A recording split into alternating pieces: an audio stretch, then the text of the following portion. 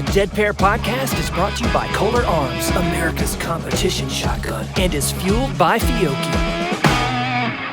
Welcome to the Dead Pair Podcast, coming in hot with everything you want to hear about sporting clays.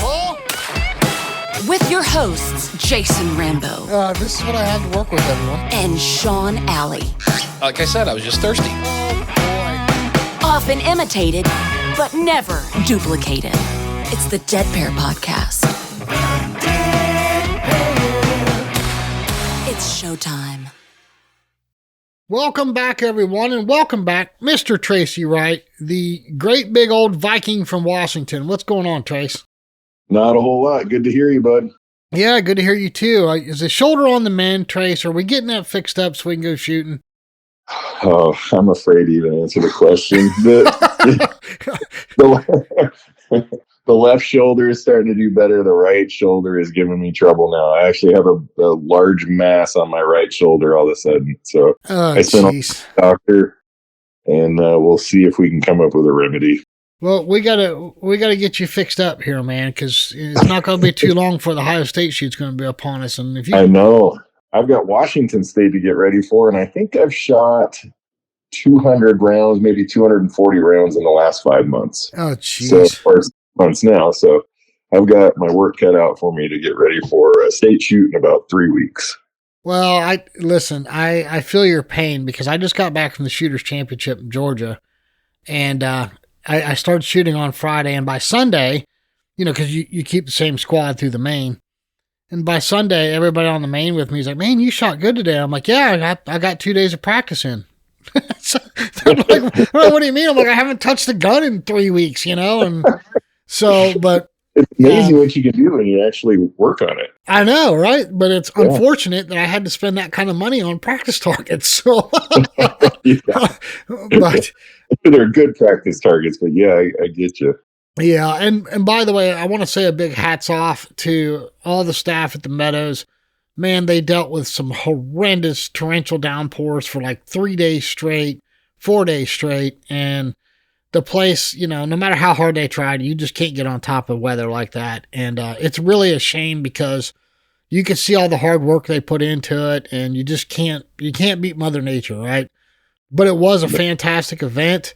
They did a really good job. The targets were really cool. They had a massively diverse amount of target setters there.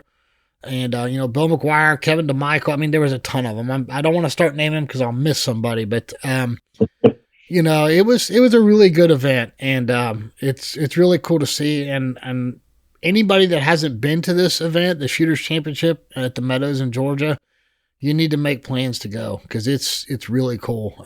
In fact, we're going to do a little recap / prelude to 2027 Shooters Championship here this fall. So anxious to get everybody on. Kevin DeMichael and Trey Graham and a couple other staff members. We're going to have like a little roundtable discussion. I think it could be really good. I think that'd be great. It's a shoot that I've been very interested in. Haven't been able to get there yet, but I am very, very interested in going to that shoot. Well, it's really cool because the way they did the payout, it's not quite the purse that like per se Jack Links is. It's $100,000 less, but it's still a $200,000 purse. But the way they did it, it was instead of awarding all the money to just, not all the money, but a massive amount of money to first and runner-up, HOA and runner-up, they kind of broke it down through the classes. So, I mean, it was $1,000 to win through the main, through like super sporting, and, they gave away, by the way, Manly Trailers was there. They gave away a $20,000 decked out enclosed trailer, man. I mean, really? They gave away a side-by-side. I mean, it was crazy, the stuff that they had there. It was really cool. That's awesome. Hey, speaking of upcoming shoots, we do have a tourney talk to get to real quick, so hang tight, Trace. It's Tourney Talk. Brought to you by Score Chaser. All right, the 2027 Southeast Regional opened. By the time you guys are hearing this, it opened yesterday on June the 10th. This shoot will be held at Old Hudson Plantation April 13th through the 18th, 2027. That's the 2027 Southeast Regional, which, by the way, I'm looking forward to that one. Also, I wanted to remind everyone the 2026 New York State Championship at Vernon National It's coming up here July 23rd through the 26th. They got over $20,000 guaranteed purse. And again, we're talking a massively diverse amount of target setters. Joe Skull's going to be there. Ben Wise, Ethan Smith, Barry Moore. There's some really cool stuff going on here. But get over and check that out. It's up on Score Chaser. Again, it's at the Vernon National Shooting Preserve, New York State Shoot. That is July 23rd through the 26th. Coming up real quick. So make plans and get to that shoot. I've been hearing a lot of good things about it. Some friends of mine, Steve Smith, he's going. He was telling me great things about it. So, yeah, that's a shoot you got to put on the bucket list. Trace, one of the shoots I just went to, and that's what this episode is all about. It wasn't a registered tournament, but it was, and I'm sure you've been to charity shoots, right? Yes, sir. But this one was for the MidwayUSA Foundation, and it was held at Rice Creek Hunting and Recreation, which is in Little Falls, Minnesota. And the folks at Midway asked me to come up there, and I'm so glad I went. This shoot actually started off with like 35 people 4 or 5 years ago. It's over 350 shooters now. Really? Yeah. And I don't know if anybody understands. I mean, we've had Pete Eisenstrager on with MidwayUSA Foundation. He's explained it. He's laid it out. But in case you haven't caught it, this event alone raised over $100,000, which is very impressive. Mm-hmm. Larry Potterfield matches that dollar for dollar. So actually, technically, yeah, it raised over $100,000, but he matched it, which means over $200,000 will be added to the youth shooting team endowments. That's incredible. It's unbelievable the impact that Midway Foundation is doing right now. I mean, just across the entire shooting disciplines, it's very impressive. Yeah. I mean, and that's not just Clay Target. It also covers rifle and pistol youth teams, but they also cover, trap shooting teams, skeet shooting, sporting clay, SCTP teams. I mean, they cover all of it. If it's a youth shooting team, they have endowments and grants for them. Yeah, I work with several shooting teams, high school level shooting teams in my state. And all of them have, I believe, received some funds from the Midway Foundation. Yeah. So the support is huge. Well, and a lot of clubs don't understand this, but there's also range endowments. Like if you're a club that hosts a local SCTP team or a youth shooting team of some kind and you want to add on a course, they have endowments for that. They have grants for that. Excuse me. Yeah. And people don't realize that, but it's the whole event was kind of overwhelming to me because I just thought, okay, cool, we're going to go to a charity shoot. Yeah. What I saw there and what they do, it was unbelievable.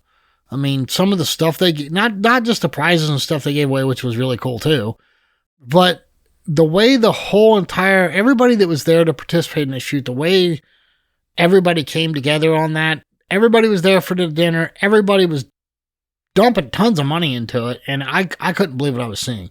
It was really cool. Yeah. And what a great cause, right? Yeah, it's always nice when, you go to a charity shoot, people are asking for money, but it certainly puts a different spin on things when they themselves actually match the donation and put it all up themselves. I mean, that's definitely putting your money where your mouth is, and they're contributing just as much as anybody, if not more. Yeah. Yeah. Well, listen, I was able to catch up with a few people, including Pete Eisenstrager. So let's run down through these interviews real quick. I think there's some stuff here that's going to interest people, and I want everybody to hear what they have to say. Really cool. Sit tight. Trace and I will be right back. The Dead Pair. All right, everyone. I've caught up with Mr. John Dayton, who is the head coach of University of Texas Trap and Skeet Shooting Team. John, how you doing, buddy? Doing great tonight. How about you, Jason? I'm doing fantastic. So you and I shot together at the. I always get this backwards. Days of Clays or Clay Days in Minnesota for the MidwayUSA Foundation. John, first of all, it was a pleasure shooting with you. I had a blast, even though neither one of us shot anywhere near our potentials. But I had a lot of fun with you anyway. Talk about the importance of the endowment to you guys? I mean, what does the endowment mean to you, and why do you come to the shoot every year? Sure. So for a little background, we are a club sport at the University of Texas. So we are essentially fully self-funded. We do some fundraising. We hold our own sporting clays shoot. I write a lot of grants every year. And then some of the team members are also coming out of pocket for their clay targets and shotgun shells. Right. So, we as a team, utilize the endowment through different, activities throughout the year to create some permanence to the program so that we don't have to raise every dollar that we're going to use that year. So we will go to special events. We'll jump on some of their matching challenges and things like that. And since I got involved with the program in fall of 2018, I believe we have tripled the size of our endowment account. That has been through a combination of direct donations, matching from the Potter Fields, matching from ACY, which is our governing body in college shooting sports, as well as, returns from the stock market. So that has then transitioned into an annual payment to our team that we can utilize to attend sporting clays events, pay for travel, pay for hotel rooms, pay for entry fees, as well as, the main components, targets and shotgun shells. This is exactly why I wanted to ask you this question, because I don't think there's enough teams out there that realize what's available to them through the MidwayUSA Foundation. Right. Prior to coaching a college team, I coached a high school team. I was an assistant coach with one of my very good shooting buddies, Doug Dingman, up there in Minnesota for a few years. And they were part of the SCTP program and then had taken advantage of some opportunities to engage with the MidwayUSA Foundation and got some really fantastic matching money. So I became familiar with that program. And when I moved down to Texas in 2014 and then later became involved with the university team, looked into that. We had an endowment account that had basically been idle for several years.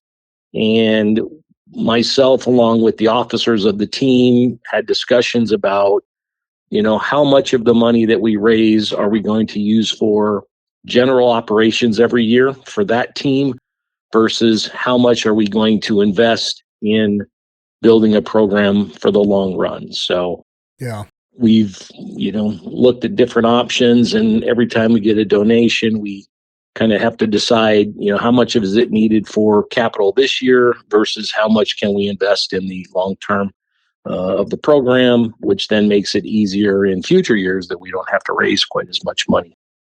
I think I could probably answer this next question for you, but I'll let you do it. Why do you travel from Texas up? Speaking specifically of the shoot, why do you travel from Texas all the way up to Minnesota for the shoot every year? I think that kind of answers itself at this point with what all you said. Right. Well, I'm originally a Minnesota guy that happened to move to Texas several years ago. I still split time. I'm down in Texas for about 7 months out of the year. And then when it gets too warm down here, I head north to enjoy what the Midwest has to offer. And I've basically, been involved in that shoot since its infancy. I believe in the first year, 5 years ago, there was I think I heard them say 37 shooters. And then this year, 5 years later, there was 360 plus shooters, which is teams and individuals, contributing to their team endowment and enjoying the game that we love, which is sporting clays. So, I can make it coordinate in my schedule that I go back up for a week, do some meetings, and participate in that shoot annually. And then I also, so all the money that I'm contributing there, my buddies that come to shoot with me are contributing to our endowment. We've also been involved in the Iowa Days of Clays event that they traditionally hold in September. So the nice thing for me is that if MidwayUSA puts together an opportunity like that, and all I have to do is show up, we pay our entry fee that goes right into our endowment, gets matched dollar for dollar. and we get to go out and have a great time. And I get some exposure for the university team, such that these Minnesota youth shooters and Iowa youth shooters can see that we, have a pretty decent program down in Texas. And if they prefer to not have to shoot in heavy winter jackets, that they, should consider our program. Pretty decent little club sport that's been on the podium, I think, for the last 7 years. And in 2025, we're, the ACY Division III, national champs. So we've got awesome. A nice little program when you consider that it's a club team competing against many, varsity sport teams. And we have a fully volunteer coaching staff. So pretty decent little club. Yeah, no, that is awesome. So, one last quick question, silly question for you, but so you've told us how you've got there and what you did to get there with the endowments and everything. Just briefly speak for like how day-to-day operations it has affected the team. So I'm going to take it they've got shells now, they can cover targets, right?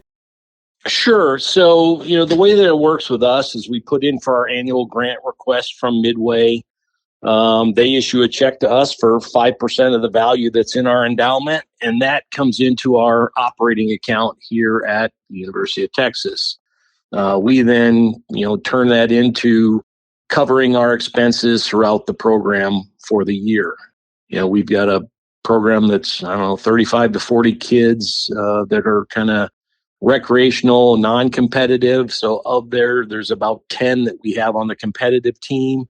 And we use some of that funding to kind of enhance the experience for our competitive members.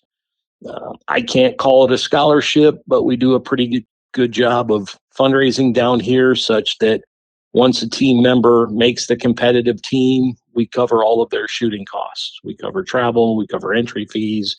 We're giving them a shotgun shell allowance as well as targets. So this endowment has been crucial for us to annually know that we have X amount coming into our account that we can apply towards those ongoing expenses. That is really cool.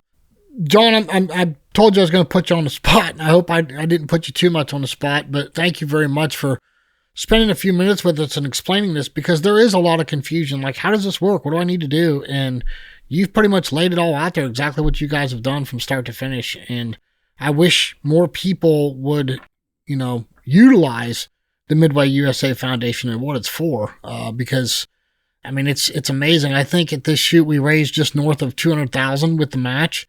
So I think it's awesome, and I think more people need to take advantage of it, right? I agree wholeheartedly. So number one, I would recommend that any teams that are considering it, they reach out to their MidwayUSA, regional representative, and they can walk you through soup to nuts how it works. But like I say, it's been very crucial to our program. And Jason, I don't know if I can confirm it, but I thought it was we raised 200 and then the matching was going to turn it into 400 for all those programs that showed up to the Minnesota Days of Clays event. Well, Pete's on my list of calls here yet this evening, so we'll get that confirmed when he comes on. But regardless, that's still a big number for a shoot just south of 400 people. That's a big number to be raised for a lot of youth shooting groups, and it's not just. That's the other thing, too, people don't realize. It's not just sporting clays. It's rifle, pistol. Any youth shooting group can benefit from this. Absolutely. The team that I was involved with, the high school team up there in Minnesota, was originally just a trap team. It has grown and converted into trap, skeet, as well as sporting clays. And, most of these collegiate programs shoot, anywhere from 3 to 6 disciplines on the shotgun side. Yeah. Well, John, thank you again, man. I really do appreciate your time, for sure. Jason, my pleasure, and appreciate what you do for our sport, sir. Well, I don't always do the best, but I sure try. It's kind of like me on a sporting clay course. But I had a lot of fun shooting with you, and it's been awesome making your acquaintance, and I look forward to shooting with you again. I had a great time. Thanks, Jason. The Dead Pair. All right, everyone, help me welcome the lovely Mrs. Heather Grell. Heather, how are you? I am good. How are you today? I'm doing fantastic. So, Heather, you and I met at the Day of Clays shoot for MidwayUSA, And you are the coach of, tell me what it is again, because I always screw up the pronunciation. Pillager Clay Target Team. Pillager Clay Target Yes. Team. Yep. David is the head coach, and I joke I'm the paper pushing coach. So I've been involved for a long time. Yeah.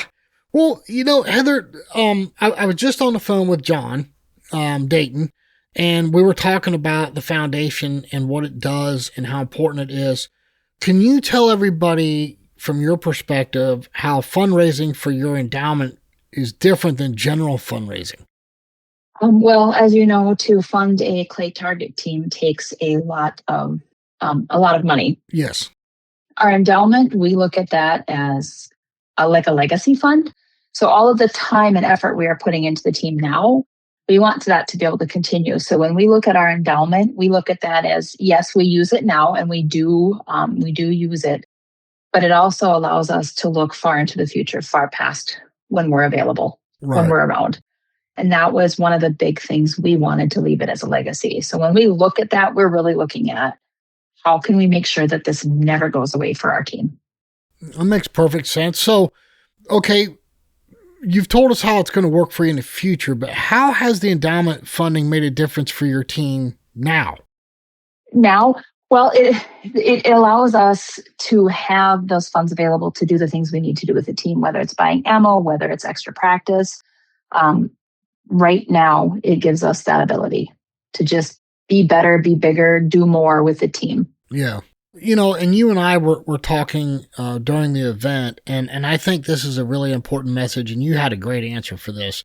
If you could tell another parent why you believe in shooting sports and what being part of a team can do for our youth, because this is huge, right? I mean... Oh, huge. Absolutely huge. Please tell us what your answer was, because I thought you had the perfect answer for this. I could tell you so many things, but I have watched so many of our youth actually just truly come into their own. Like, these are athletes that don't maybe participate in some of the other sports, whether it's for physical limitations, just don't want to, and they find their niche with the shooting sports. Yeah. I've watched these kids turn from these shy, quiet little kids to these confident young adults ready to just take on the world. I've watched them come out to the team events and be able to stand on the line and shoot with grandpa who might be 80. So you've got a 12-year-old and an 80-year-old on the line, and it's a family event. It's a family sport. They can do it forever. Yeah. It's just amazing. We've had several of our athletes go on to shoot competitively in college, making records, breaking records, and just having the time of their lives with the teammates that they've met, the friends that they've met, and the shooting community, whether you're shooting on a team or shooting competitively throughout the United States, is like no other. Yeah. And, you mentioned going on to college teams and shooting. I don't think there's not that many people that realize a kid can get a full ride scholarship through shooting. Yeah, definitely. And that's available to them. And I don't think enough people credit that or realize that. No, they don't. My oldest is actually on a very nice scholarship for shooting. Yeah. And, the other thing too is I've spent, when I lived in Ohio, I was close to the Cardinal Center. So I spent a lot of time at the SCTP every year. It just amazes me, especially if you've been to like any of the, and I'm not bagging all of them, okay, but like the typical stick and ball sports, the respect level from the youth is just different in the SCTP team. It is, team, totally. And they have so much respect, not only for themselves, I mean, like you could see it in the way they dress, but towards other people and other youth. Like, it's a whole different atmosphere. It's like, wow, I'm around a bunch of young grown-ups. Definitely. I agree 100%.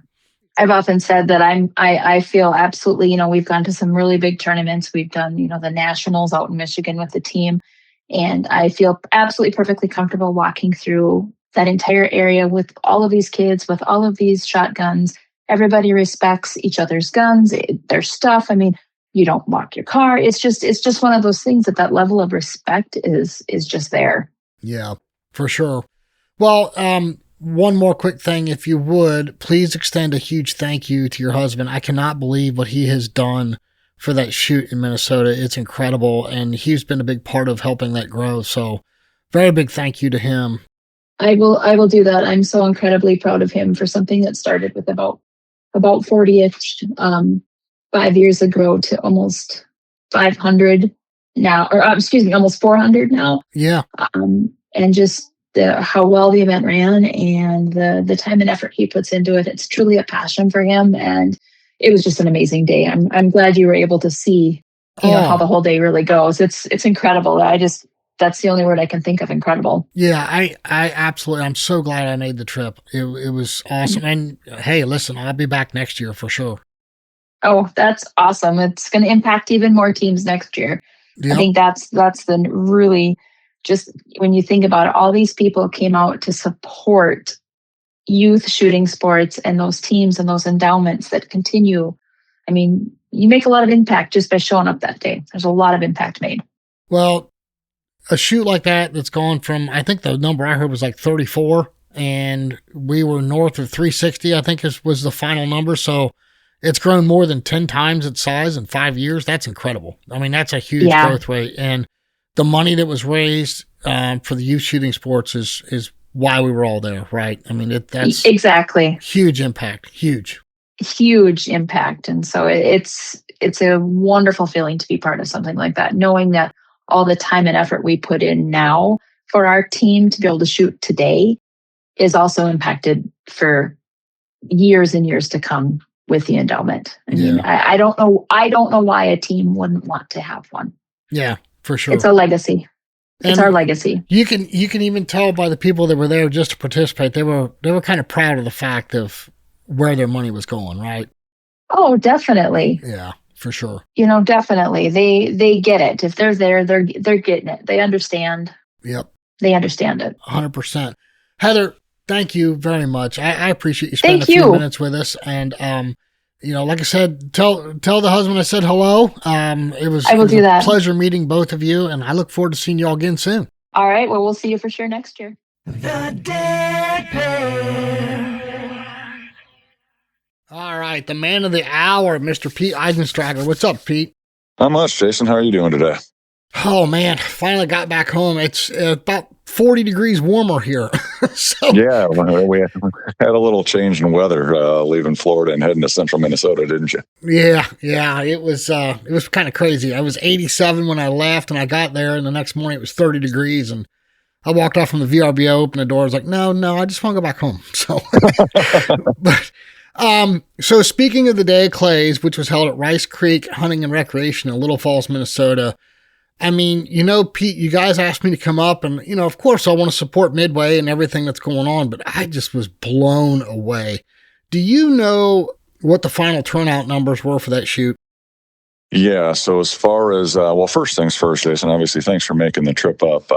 We invited you to that Day of Clays event because it's tough to really understand the impact until you see what happens on a day like that, right? Yeah, no, I'm so glad I went because of that, too. Yeah, total, we were hoping to get right at 400 shooters. I think when it was all said and done with, we ended up with 356 paid shooters that participated in the Day of Clays event up in Minnesota. About 130-ish shooters more than last year. So we had a pretty good increase there. But the craziest thing about that, I'm sorry, I didn't mean to interrupt you. No, you're good. Is you guys were telling me tell everyone what the first turnout was. What was it, 5 years ago, and the inception of that shoot? This is the fifth year that we've hosted it, the fifth event. So I guess it would have been 2021. I guess would have been the first year, and there was 37 paid shooters that showed up at the first one. So we're looking at basically almost 10 times, 10 time increase over in 5 years. So. It's been awesome to see just the popularity, the growth, and the participation continue to rise. From not just teams in Minnesota too, right? It's the Minnesota Day of Clays, but I think we had teams from 5 different states, 38 different teams across those 5 states. So it was a bigger impact than just the footprint that Minnesota makes up.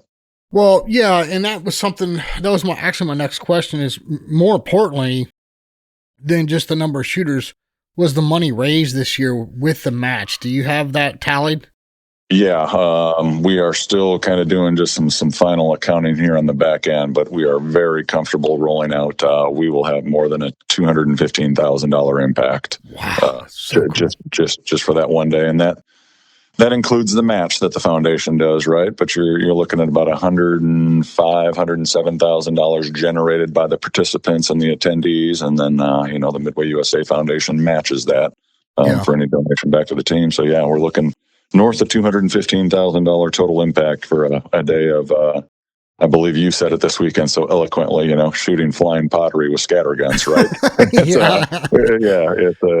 It's a pretty big impact on one day. And it's an impact that's going to be felt for these teams, not just next year or the year after that, but in perpetuity, right, Jason? That's right. What the foundation does. So yeah, the teams that participated are gonna reap the windfalls of that for hopefully decades and decades to come. Well, one thing that, every time we've had Midway on, I haven't thought to ask this before. It's not been talked about. If a club is hearing this and they want to hold a shoot like this that benefits the MidwayUSA Foundation, can they do that? I mean, can you walk us through what that looks like? Do they just need to contact you, or is it? Yeah, and absolutely. So, and we talked about this a little bit in the last podcast, right? We've got a small team here at the foundation. There's 17 total employees. So as much as we would love to, we can't host these large day of clay events every other week in states all over the country. So we pick and choose kind of the most impactful areas to host the big ones. But if there's a team interested in holding a similar event, we've got kind of a dialed down version that we call Targets for Teams. What that really is it's an opportunity for those teams to kind of do the legwork up front. The foundation supports with some of the logistic stuff on the back end.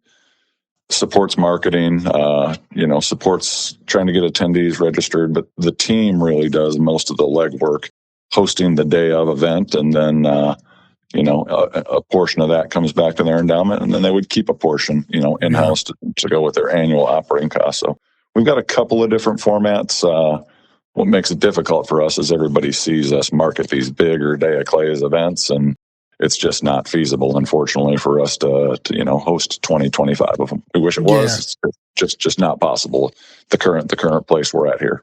Right. Okay. All right. Yeah, cool. But there's definitely some other options out there available. Yeah. Here's a wild question for you, Pete. Of all that transpired over the weekend, what meant the most to you other than just the funds raised? And what I mean by that, was there anything in particular from this weekend's event that kind of jumped out at you that left an impression on you? Every time we walk away from one of these events, Jason, I think what really impacts me the most is just the support the community provides for all of the shooters, right? We had you, for example, right? You're a high level professional shooter. Oh, no. Not professional, but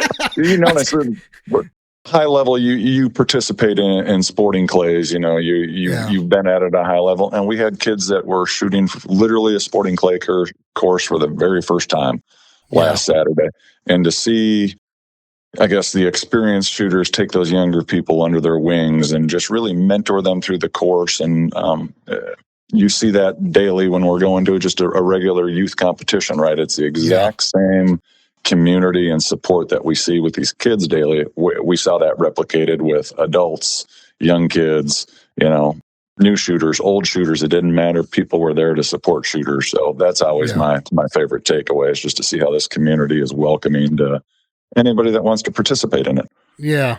No, that's a point well made. I'm glad I stopped you when you said high level professional shooter, because if that's your opinion of me, I got the wool pulled over your eyes.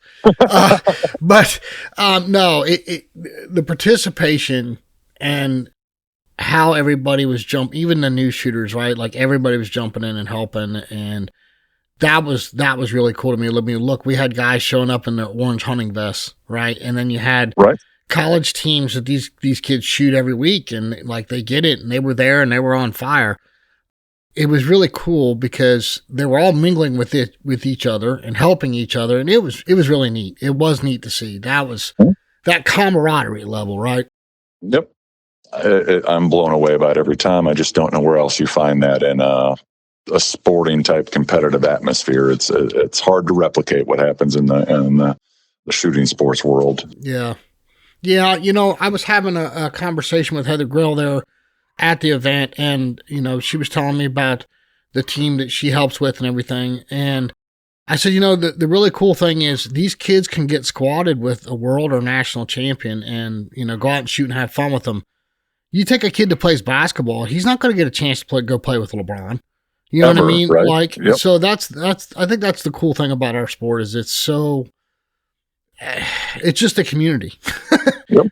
Well, you had touched on it, right? But some of those college teams were there, and I'll call one of them out. It's Midland University out of Nebraska, and they are a top tier collegiate shooting team. And anybody in the country that shoots knows who Midland University is.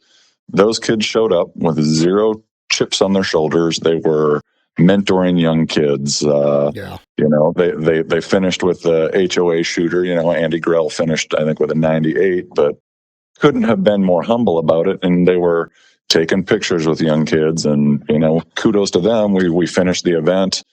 They didn't have to help. Those college kids literally helped us load up the facility and clean everything up and pack trailers. And it was just like, it's what you want to see from any young individual, right? It's just like they were committed, they were involved, they were there to mentor. They weren't just there to have fun, show everybody they were the best shooters in the course, and then go on with the day. Like, they were there to help as much as they were to have fun and shoot. And that's what really opens my eyes to the shooting community. Yeah. Yeah, for sure. That's the thing I love the most about it too. Yep. Hey, so speaking of this shoot, specifically, do we have room for more people if they want to get in next year? Yeah, so we were within, I would say, give or take 15, 20 shooters of probably reaching our capacity there. So there's a little room for growth next year. But yeah, it's, I guess, same thing we told people this year. If you want to get in on it, as soon as we open registration for 2027, I would not wait around. So once the spots are filled, they're filled. So. Well, the last thing I wanted to ask is, you still got that 28 gauge for sale? Yes, I do, Jason. Yes, I do. That was a tough go of it, sir. So. Oh, that was funny. Just so everybody knows, Pete had a rough day with his 28 gauge, and he was bound and determined to sell it. Yeah. When you're 6'5" and you buy a 28-inch barreled shotgun, you should know better when you're rolling. Don't show up at a sporting clay event for the first time shooting the gun, Jason. That was a lesson learned. Oh, yeah. Again, back to our community support, right? I mean, I had a 16-year-old kid let me shoot with his gun the whole second half of the course because, I was about ready to go Bo Jackson on that thing and then break it over my knee. So. Oh, well, I tell you what, though, it was a ton of fun. It was wonderful getting to meet everyone. I shook probably 500 hands, even though there was only 360 there, but it was such a great time. I'm so glad I went, because the inner workings and what goes on in a shoot like that is totally different from a normal tournament. And, I was blown away. All the sponsored stuff, the giveaways that you guys had. I mean, some just really cool stuff, and it was like, wow. I mean, this isn't just something that was picked up at Walmart. What was it's one of the benefits. We talked about it earlier, but the partners we have that are invested in what the MidwayUSA Foundation does are awesome partners to work with. And this is an opportunity, to take some of the products they've donated over the course of the last year and put it in front of their end users. And so, it's not your typical sporting clay fundraiser. That is for sure, Jason. Yeah. The only thing you did wrong is you drew the wrong ticket when it came for the 308. You were supposed to draw mine, and you just... I apologize. You have to work on that next time, Pete. Yeah, I'll try to do better next year. Well, awesome. I want to get back with you. I mean, trust me, we'll be talking to you again plenty of times between now and then. But let's try to get some information out, maybe like a couple months ahead of time of this shoot next year.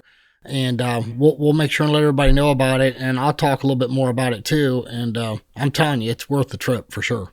No, that'd be awesome. And for folks that are interested, we will have a couple more bigger Day of Clays events coming up here in 2026. We'll have one in Iowa in September, and in October. Yep, we'll have one out in Idaho, and that'll be the first time ever out in Idaho, kind of that western portion of the country. So kind of keep your eyes and ears peeled on that, and there'll be some information coming out shortly. Yeah, just make sure either you or Sarah gets a hold of me. I'll make sure and get that out. Absolutely will. I'll include it. Yeah, for sure. We'll get that info out. Can't thank you enough for obviously you coming up personally and just representing the Dead Pair podcast up there at the Day of Clays event. It meant a lot, and I know the kids had a great time interacting with you as well as some of the adults. So yeah, thanks. Sorry about the frigid temperatures, but we were glad to have you in attendance, sir. I appreciate the invite. It was a lot of fun. It was very educational, and I got to meet some really, truly wonderful people. So, Pete, thank you, man. I promised I'd keep this part short and sweet, and I know you're a busy man, so I'll let you go. But thank you again, man. Really appreciate it. No, thank you, and we appreciate the time as always, Jason. The Dead Pair. Well, Trace, what do you think? Pretty interesting, huh? Absolutely. It's impressive, man. If you stop for a minute and you think about the dollar figures, I mean, there's a lot of organizations out there, and Kids and Clays is one that was, still is near and dear to our hearts. Mm-hmm. In fact, we still doing the Kolar raffle through them. That was always big with us, but then, we've had the opportunity now to work with MidwayUSA Foundation and partner with them. And it was really important to me to go up there, and help support them and be a part of it. And, cool. I got to shoot my shotgun and play some cool side games and try for some cool prizes. But the whole reason why everybody was there and the amount of money that was raised is just truly impressive. Yeah, I think it's a lot of people don't see the work that goes into a charity shoot, but it's absolutely staggering. We've done a few over here on the west side, but the thought and planning that has gone into the Midway is unbelievable. Yeah. Well, and listen, if you're listening to this, if you've never shot a charity shoot, you need to get out and shoot one. But, a shoot like this one right here that Midway puts on, okay, spend a few extra bucks. You're going to still get to go shoot and have fun. It's just going to cost you a little bit more to go to it, but look at where your money's going, right? So it's for a great cause, and that's how everybody can help out. You still get to go shoot your shotgun and have a great time and blow some targets up, but at the same time, you're doing something for a really great cause. So I highly encourage everybody to check it out. We're probably going to do a little bit of a preview on that shoot here. I think the shoot next year is on May 1st. So, right back there at Little Falls, or in Little Falls again, at Rice Creek. So we'll probably do something with them as a prelude to that, probably January or February. Tracy, one of the things I wanted to run by you, I promised everyone the next time you were on, we had a questions for the coaches come in, and this one hit home with me because I actually had the same problem that this individual does. Let me read this question to you. It was an anonymous, so I don't have a name for you, but this person writes, I'm struggling with targets at distance that are slow. Targets that seem to hang out there that don't take a lot of lead, or at least I don't think they do, but I have trouble hitting them. What is going on here, and why am I struggling so bad? Now, when I read this, Trace, before you answer this, the first thing that came to my mind is a target like that, you have a lot of barrel awareness, right? Yeah, you certainly can. Absolutely. So what is going on? Because I am having the same struggle that this individual is. Yeah, I think targets like this are pretty vague, and they don't give us a whole lot of input. We get input through speed, through feel. This is a type of target that I think is very, very important to get inside the lead on. I think you should absolutely shoot pull away on a target like this.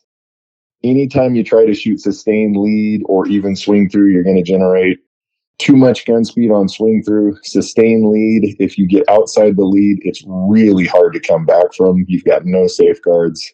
Right. So I really go back to you can't see a picture and expect to hit a target like that reliably. You're just not going to interpret it correctly. So control the bird. That means you need to really feel the speed of the bird. If it gives you a little time to spin with it, I would make sure that you get all the feedback you possibly can before you very, very slowly come away from that target. Okay. But shoot pull away, spend a little bit of time with it until you feel the speed of the target in the end of the gun, and come away from it very, very slowly. Yeah, and anytime I walk up on a station and I see a trap that's clear out there at like 35 yards and you could tell it's like quartering away, it's like, oh no.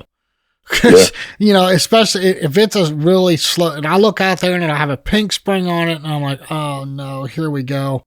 And, it's like, I know what's coming, right? And sure enough, it'll be usually the last target in a pair for some reason, and smoke the first target and get out there, and it's just hanging there, just like a little bright orange ball hanging there, and you shoot and it just laughs all the way to the ground. And it's like, really?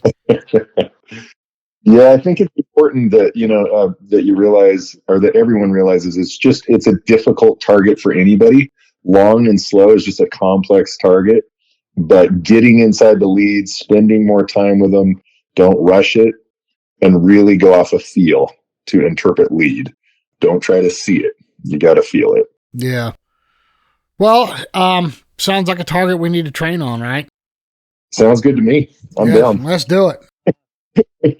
I need to do some shooting. Let's do it, man. You can either get your butt to Florida or spend an extra day with me in Ohio. We'll blow some stuff up. Maybe both. I'm down, dude. I'm down. Let's do it. Yeah, me too. Hey, very big thank you to Kolar Arms. If you haven't paid attention or noticed yet, right down in the show description, there is a link to the Dead Pair Kolar raffle. Get your tickets. A little cheaper this year. $75 for one or $100 for two. Beautiful, beautiful, all black Kolar with gold inlay on it. This thing is awesome. And the wood that they picked out to put on it, Jiminy Christmas, man. This thing's gorgeous. But get your tickets for it. Thank you very much to Kolar Arms. They are our title gun sponsor for the show. Thank you very much to them. Fiocchi USA, our title ammo sponsor for the show. Man, dude, I'm telling you what, I played around with some ammo this past weekend. I was using some of the slower, they're the White Rhino, they're 1 1/8 ounce, but instead of being 1250, they're the lights. So they're the White Rhino lights are 1 1/8 ounce, 1200. Yeah. It is amazing to me how much they just grenade targets. I mean, I think we're obsessed with speed for no reason. Yeah, man. I don't know why. It seems like I do it too. That was a big thing for the longest time, and it's like we don't need all that, do we? No. But what's really cool is that 1 1/8 ounce White Rhino feels just like a little Rhino. Really? Like a 1 ounce 1250 little Rhino. The 1 1/8 ounce White Rhino light feels just like a little Rhino. It's incredible. And you get all the extra pellets, right? So why not? Let's throw some extra lead in there. All over pellet theory. That's for sure. Yeah. Had lots of questions this past weekend, and I had to take my glasses off probably 24 times so people could check out those new Ranger Hyper Shots, man. I'm telling you, you got to check them out, especially with the React lens. You just can't beat them. Atlas Traps. Cannot wait to get Atlas back on here, man. Big things are coming for the Nationals. Super, super stoked about that. Rhino Chokes. I had a little conversation this weekend, Tracy, with Mr. Scott Dixon at Rhino, and we might just be doing some dead pair chokes. Really? Yeah. It's no new technology or anything. We're just going to put some really cool skins on them. Nice. Have some dead pair chokes. Gun and trophy insurance. Man, I tell you what, now they are offering insurance for jewelry and fine art. So they're really hitting the specialty market. But get over, if you're not insured by gun and trophy insurance, you are really putting your precious firearm at risk. You've got it's free to get a quote from them. Get over to gunandtrophy.com. Check them out. Cole Cushman will walk you through the process. If you're confused or not sure about anything, you cannot find a better person or better company to insure your gun. Taconic Distilleries. Check out the Maple Old Fashions. It's my favorite. If you don't like it, I'll buy the bottle from you. Score Chaser. If you sign up for a tournament in this country, you're going to do it through Score Chaser, and there's a good reason. Casey Chase and the girls over there are flat awesome. And I want to remind everyone one more time, if you had a pro account and you were utilizing the concierge service, that is now another level. Your pro account's going to stay the same. You're still going to get the updated text messages and everything and to shoot. But if you want to partake in the concierge service, you got to upgrade that. So be on the lookout for that. Get over to scorechaser.com. Check it out. All the explanation of it's there. Long range equipment, Mr. Neil Chadwick. the very best in the business. Flat out, period. I will put it up against any other electronics out there. Absolutely loved it. Midway USA, we just did a great show with them. Just went to a wonderful shoot with them for a great cause. Please support them, please. They're doing amazing things. We just gave you a whole bunch of reasons in this episode why you should support them. Odo Pro Technologies, gotta love me some Dr. Grace. The gals over there just do a great job. There's nobody else I trust with my ears. I highly recommend them. If I'm telling you that, that's because I've put my faith and trust in them, and I hope you will too. El Jefe Energy. Trace, have you tried the El Jefe yet? I haven't. Oh my God, you're epically failing me, brother. I know. I haven't been able to stop anywhere lately. We'll get to a 7-Eleven or what's those ones I see on the road all the time? The QTs, the Quick Trips. Mm-hmm. Yeah. They have them also. So, really? and they're starting to make their way on the East Coast. In fact, a friend of mine, while I was in Georgia, he sent me a picture. He's like, man, they are in Georgia now. He was all excited. Nice. Yeah. Nice. Bear Pelt. Love me some Bear Pelt vest. Trace, I can't wait. Speaking of El Jefe, you ought to see my new El Jefe vest that's coming. Really? All blacked out. Oh, yeah, it's cool. I could never wear a vest until the Bear Pelt. They're that comfortable, aren't they? I own like 4 or 5 of them. Yeah, well, you got to watch. They're addictive. They're like getting a tattoo, man. It's like, man, that really hurt. And then you wake up the next morning, it's like, I kind of want another one. So, Slick Products. Listen, if you like your buggy, all in your vehicles and all that stuff to look good, but you hate the pain in the butt of washing it like I do, get you over to Slick Products. Go right down in the show description. There's a link down there. Click on it. It'll save 10% off your order. And also, Taconic Distilleries and Ranger, if you're going to go for a new pair of Hyper Shots or you really want a nice adult beverage, when you go to their sites to order, use the code DEADPAIR10 at checkout, save 10% off your order. Listen, that doesn't sound like a lot, but if you're going to buy a new pair of the Hyper Shots that are $1,200, that's a flat of shells. It's going to save you, right? So use the code DEADPAIR10 at checkout. Let them know. Give the Dead Pair some love, right? Let them know why you're buying their products. Tracy, I can't wait to see you, man. I know it, Ohio State shoots coming up quicker than you think, and I know you're on the mend, so, put some extra Ben Gay on that shoulder. You'll be all right. We'll get it taped up, and we'll get you out shooting. I'll rub some dirt on it. There you go. I got plenty of Georgia clay I brought home with me. You can try some of that. It. That's gotta work. Get some of that red dirt on you. So, but man, I'm telling you what, we are right in the thick of shooting season, and there are tournaments popping everywhere. You get on Score Chaser, and you're hard pressed not to find a tournament in your area. You know what? Yeah. But get out, take someone new shooting, take them to a tournament. Man, take them to a Kids and Clay's charity event. I'm telling you, take them to a Midway USA charity event. It's a fun way to introduce people to the sport, and who knows? Maybe they'll take it as seriously as we do, and maybe they'll start going to some tournaments with you. Tracy, how many people have you taken lately? Don't give me no excuses about your shoulder. I got to get a chance to go to I teach a lot of lessons, so I don't know if that counts or not. All right, we'll give you a pass. We'll give you a pass on that one. I'm at the range all the time. Yeah, there you go. Well, hey, listen, everyone. This has been fun. I don't want to keep you too much longer. This has been kind of a long show. So until next week, my friends, can't wait to see you all back here on the Dead Pair Podcast. We'll see you next time on the Dead Pair Podcast. The Dead Pair Podcast is brought to you by Kolar Arms, the mark of performance, and is fueled by Fiocchi USA. The Dead Pair theme song was written, arranged, and produced by Toby Tomplay.